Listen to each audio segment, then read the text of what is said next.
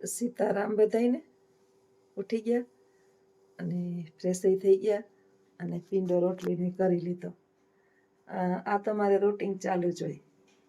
બા તો બિચારા હું 2 રોટલી ખાતા, પણ ગલુડિયાને હવે છે ને નાની નાની કુતરિયું છે એ બધી પ્રેગ્નેન્ટ હોય તો એને ભૂખ લાગે પછી વ્યાહે એટલે એના ગલુડિયા. એટલે આ કન્ટિન્યુ જે છે રોટલી બનાવવાનો થપ્પો બનાવવાનો છે ને. અમે તો 3 જણા આવી રહ્યા ને એટલી રોટલી જોઈએ નહીં. હા, બપોરે તો પાછી હું 2 રોટલા કરું.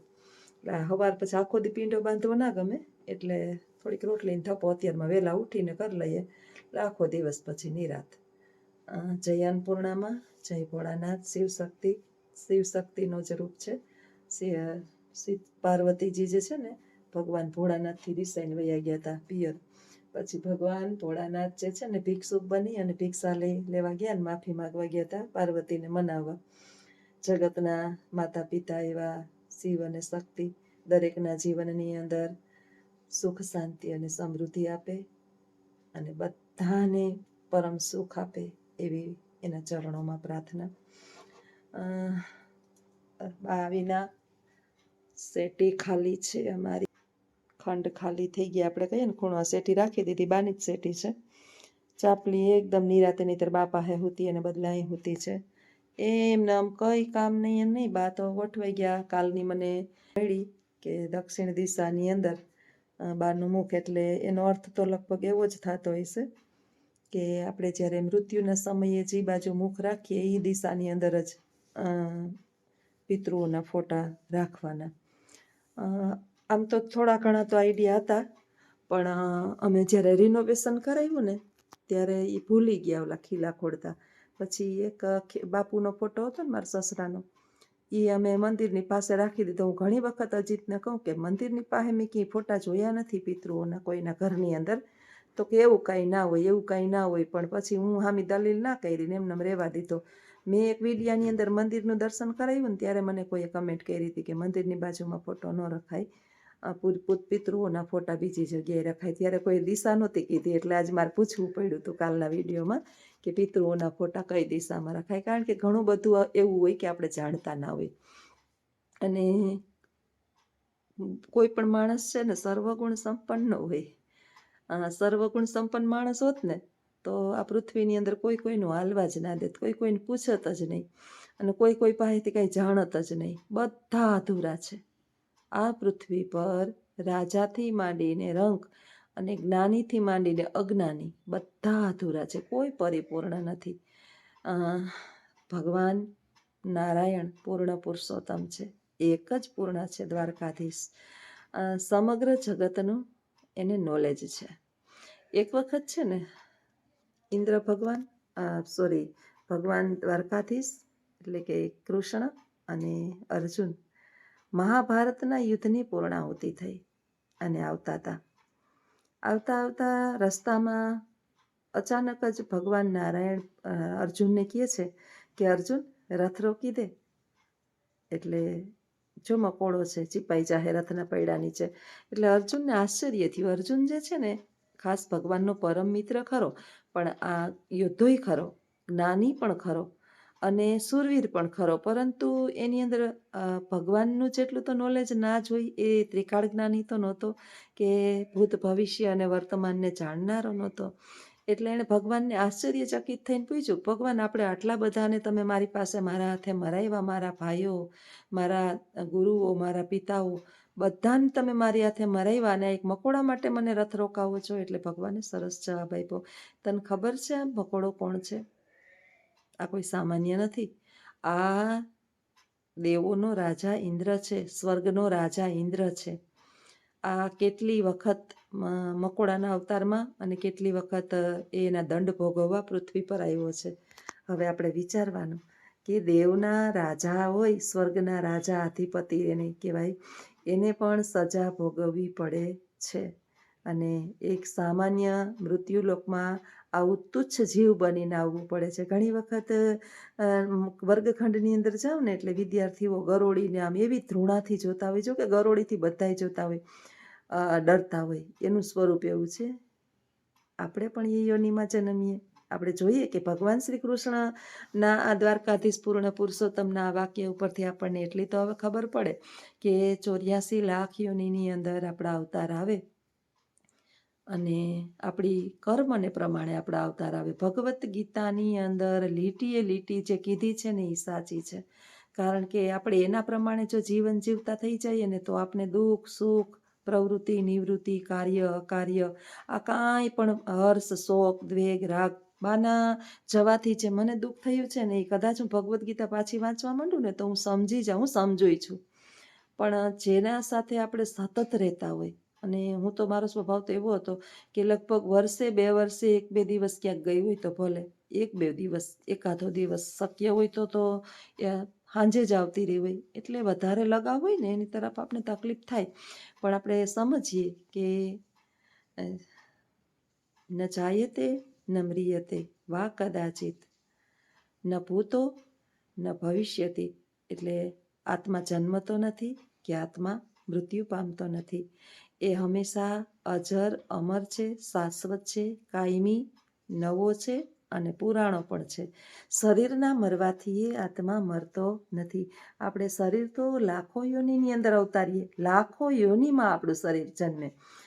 મકોડા બનીએ, કીડા બનીએ, અણહોળિયા બનીએ. ઓલા હરપોલિયાને જોઉં ને તો મને કાંઈક થવા માંડે, આમ જમીનમાંથી ને ચોમાસામાં નીકળતા હોય હરપોલિયા.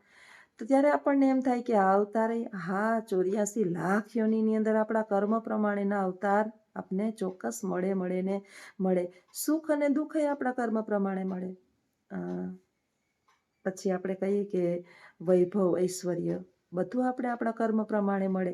અને એ કર્મની અંદર જો આપણો સુધારો થાય અને અમુક પ્રકારના દુઃખો જે છે એની તાત્કાલિક મુક્તિ થાય તો એના માટે આપણે જેમ પ્રેમાનંદજી મહારાજ કહે છે કે સતત તમે કોઈ પણ દેવી દેવતાઓના જાપ, એના નામના જાપ કરો. કોઈ પણ નામના સતત જાપ કરવાથી ગમે એવું વિઘ્ન ટળી જાય. આ મારો ખુદનો અનુભવ છે કે આપણે સતત જે છે એ રાધે રાધે રાધે રાધે, ભગવાન કૃષ્ણ એના હૃદયનો ધબકારો રાધા, કૃષ્ણને સતત માનતા હોય, એના મનની અંદરથી સતત ને માટે એક જ નામ ટપકતું હોય, રાધા રાધા રાધા. એટલે એ રાધારૂપી અમૃત રસ જે છે એ આપણા મુખારવિંદમાંથી આપણા હૃદય સુધી પહોંચે એટલે આપણા અનેકો જન્મોના કર્મો જે છે એ આપમેળે કપાતા જાય. અને ભગવાન દ્વારકાધીશ જે છે એ સાક્ષાત ખુદ આપણા કષ્ટોને હરવા માટે આવે. આ કદાચ આપણા ભૂલથી અંદર ઘણા બધા કર્મો આપણે જાણતા અજાણતા લાખો કર્મો કરીએ છીએ. આપને ખબર નથી કે સવારથી સાંજ સુધીની અંદર આપણે કેટલી નિંદા કુથલી કરી, કેટલાના પાપ ધોયા, સાચા ખોટામાં હા પાડી. ઘણી વખત તો આપણને કાંઈ વાતની ખબર ન હોય અને આપણી પાસે કોઈક વાત કરીએ, આપણે સાંભળીએ ને ના હા હોકારો કરીએ અને સાચી વાત છે એમ કહીએ, એ પણ મહાપાપ છે. એટલે મને ઘણા એમ કહેતા હોય બેન તમે એકલહુડા છો. એકલહુડી નથી, આપણે જાણીએ છીએ કે બહારની દુનિયામાં જાશું, બીજા પાસે 5 જણા પાસે બેસું એટલે ત્યાં ક્યાંક ને કંઈક મને તો પૂર્ણપણે અનુભવ છે કે બાના 11 દિવસના સવારથી સાંજ સુધીના બેસવાની પ્રોસેસની અંદર જે પ્રક્રિયા હતી એમાં મેં જોઈ લીધું. બહાર તો હું ગઈ નથી, બધા અહીંયા આવતા, પણ જેવા થોડીક વાર ખરખરો પૂર્ણ થાય અને પછી બેનો નવરા થાય એટલે બેનોની જે વિધિ ચાલુ થાય એ વિધિ જોયા જેવી હોય. અને આપણે ક્યાંક ને ક્યાંક આપણે ખુદ એમાં સામેલ થઈ જઈએ. ન થવું હોય તો એ થઈ જાય. જાણતા અજાણતા આપણે કહી દઈએ કે ઓહો એવું છે, હા મને નહોતી ખબર, ઠીક એવું છે, હા આપણે નહોતી ખબર. જુઓ ભાઈઓ આની અંદર ઓછા હોય છે. તમારે જુઓ ભાઈઓ ગોસીપ ઓછી કરતા હોય એને ખબર એ ઓછી હોય અને ભાઈઓને આ બાબતમાં રસય ન હોય. અને એટલા જ માટે તમે નોંધ કરજો, નોટિસ કરજો. ક્યારેક ક્યારેક જો મારી વાત સાચી લાગે ને, હું બેન છું ને છતાંય બેન વિશે કહું છું અને ભાઈઓના વખાણ એટલા માટે કરું છું કે બહુ દુઃખ જે છે ને ભાઈઓ નથી ભોગવતા. તમે જો શારીરિક માનસિક એ એટલા બધા એના કામની અંદર ને આ ગોસીપથી દૂર હોય ને કે લગભગ ઘણા બધા પાપોથી એ દૂર થઈ જાય છે આપમેળે જ. અને ઈશ્વર એને વહેલા એના ધામની અંદર બોલાવી લે છે. સ્ત્રીઓ જે છે ને વધારે પડતી તમે જુઓ કે વિધવા થતી જોવા મળે અને પછી લાંબુ આયુષ્ય ભોગવી અને પોતાના શરીરની અંદર શારીરિક ને માનસિક વેદનાઓ ભોગવતી હોય છે. ક્યાંક ને ક્યાંક આપણે પાપ ન કર્યા હોય. આપણે ઘણી વખત કહેતા હોય કે કંઈ પાપ નથી કર્યા, હે પ્રભુ હું કયા જન્મનું ફળ ભોગવું છું. આપણે કોક ની સાથે અન્યાય થાય છે અને એ અન્યાયને જોઈ અને એને મદદરૂપ ના બનીએ ને એ પણ પાપ છે. કોકની વાત સાંભળીએ એ પણ પાપ છે. પાપ તો ઘણા બધા છે. વાતની ખબર ના હોય અને આપણે કહીએ સાચી વાત છે એ વાત છે એ પણ પાપ છે. આંખે દીઠેલું અને કાને સાંભળેલું પણ ખોટું હોય છે. કોકના વાતો ગોસીપ આમાં તેમાં ન પડતા હંમેશાને માટે જ્યારે પણ નવરા થાય ત્યારે 2 પૈસા કમાવાનું અને આપણા ઘરને આગળ લઈ આવવાના પ્રયત્ન કરીએ અને બની શકે તો હરિના નામનો જાપ કરીએ. કાંઈ તમારે કરવાની, તમારા હાથ પગ ન હાલતા હોય તો બેઠા બેઠા આપણી જીભ જે છે ને એ ઈશ્વરે સલામત રાખે છે અને એના દ્વારા આપણે ઘણા બધા કાર્ય કરતા હોઈએ. તો હરિના જાપ કરીએ અને ભગવાનનું સ્મરણ કરીએ કે આપણાથી અજાણતા જે ઘણા બધા કર્મો થઈ ગયા છે ને એમાંથી આપણને મુક્તિ મળી જાય અને ઈશ્વરના ચરણમાં આપને સ્થાન મળી જાય. બીજું તો ધન, સુખ, વૈભવ, ઐશ્વર્ય આ બધું નાશવંત છે. શાશ્વત છે શ્રી હરિનું નામ અને એ શાશ્વત આપણે જાણી લઈએ. આપણો આ દેહ છે આપણે ભાડે રાખેલો છે, આપણો નથી. આપણે નામકરણ એ કોક અટક નામ આપણું જે ગોત્ર આપણે આ પૃથ્વી પર આવ્યા પછી આ શરીર ધારણ કર્યા પછી મળ્યું છે. એટલે આપણું કાંઈ જ નથી. આ પૃથ્વી પર આપણી પાસે આપણો આત્મા સિવાય આપણું કાંઈ નથી અને આત્માને તો ચાલ્યું જવાનું છે. આ દેહને તો એટલે તો બધા બાળી નાખે છે અથવા તો દફનાવી દે છે. આનું કંઈ મૂલ્ય જ નથી. આત્મા છે ત્યાં સુધી મૂલ્ય છે. એટલે જાણતા અજાણતા પણ કોઈની અંદર ન પડતા બસ હરિનું સ્મરણ કરીએ, આપણું ઘરનું કાર્ય કરીએ, આપણા ઘરની અંદર ધ્યાન આપીએ. ઓલી કહેવત છે ને કે કોકના ભાણામાં પાંખી ઉડાડવા જઈએ ને તો આપણા ભાણામાં પડી જાય. એટલે કોકની અંદર બહુ જીવનના રસ ન લઈએ. કોક શું કરે છે, હું તો એમ કહું છું ને કે હું સાસુ બની ગઈ, અમે 2 હસબન્ડ વાઈફ.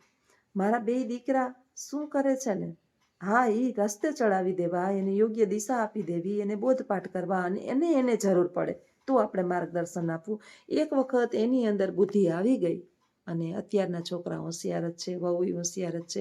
વધારે પડતા એના જીવનની અંદર દખલ ન આપતા એના જીવનની અંદર આપણે એને ખુશ રહેવા દઈએ અને આપણે ક્યારેક જરૂર પડે ભેગા રહેતા હોય તો આપણે ભેગા જોઈએ અને અમારી જેમ અલગ હોય, નોકરી બહાર કરતા હોય તો એની દુનિયામાં એને ખુશ રહેવા દઈએ. એની જીવનની અંદર આપણે વધારાની દખલગીરી ના કરીએ તો એ ખુશ, આપણે ખુશ અને આખી પૃથ્વી ખુશ.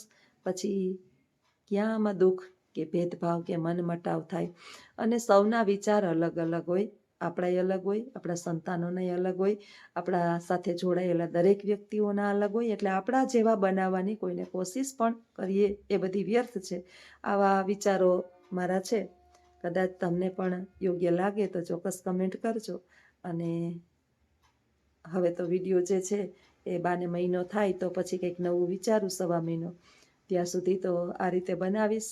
સારા લાગે તો ચોક્કસ જોજો, લાઈક કરજો અને કમેન્ટ પણ કરજો. આવજો. સીતારામ.